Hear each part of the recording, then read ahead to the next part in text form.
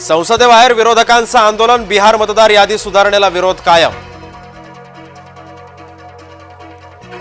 नांदेडमध्ये वाढता संताप, महादेवी हत्तीणीला परत आणण्यासाठी नागरिक एकवटले, सांगवडे ग्रामस्थांनी ठेवलं गाव बंद।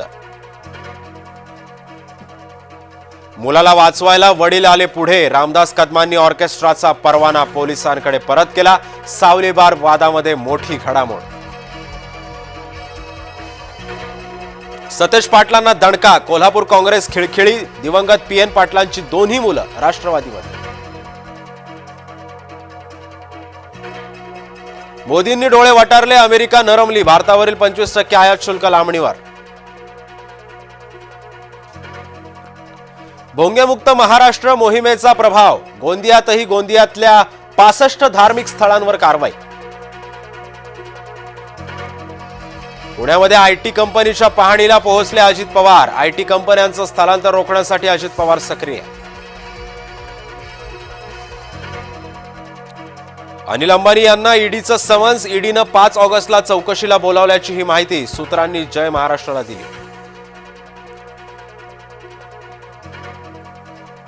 विधिमंडळात रमी खेळणाऱ्याला क्रीडा मंत्री बनवलं, महायुतीमध्ये सरकारमध्ये अजब बदल, गुरुवारी रात्री कोकाटेंचं खातं बदलण्यात आलं। राष्ट्रवादीला दुसरा दणका, धनंजय मुंडे यांच्यानंतर अडचणीत येणारे माणिकराव कोकाटे दुसरे मंत्री।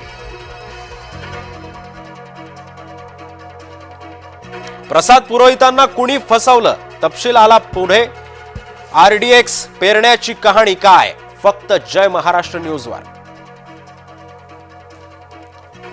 मालेगावात मुसलमान चिडले, नमाज पढून झाल्यावर मालेगावामध्ये निघणार मोर्चा। छत्रपती संभाजीनगर परभणी रेल्वे महामार्ग दुहेरी होणार, मोदी सरकारचं मराठवाड्याला गिफ्ट। आव्हाड आणि वंचित यांच्यामधला वाद विकोपाला, वंचितच्या सोशल मीडिया हँडलवरून आव्हाड यांना शिवीगाळ, तर 3 दिवसांनंतर ही पोस्ट जैसे थे। केंद्रीय परिवहन मंत्री गडकरी यांना आज पुण्यामध्ये टिळक राष्ट्रीय सन्मान, गडकरी यांच्या कार्याचा गौरव। मासेमारीला समुद्रात उतरणार मच्छीमार, इंग्रजी कॅलेंडरनुसार 1 ऑगस्ट पासून कोकणामध्ये मासेमारीला होणार सुरुवात। लोकमान्य बाळ गंगाधर टिळक आणि अण्णाभाऊ साठे यांना अभिवादन, आज 2 राष्ट्रपुरुषांना अभिवादन करण्याचा संयुक्त योग।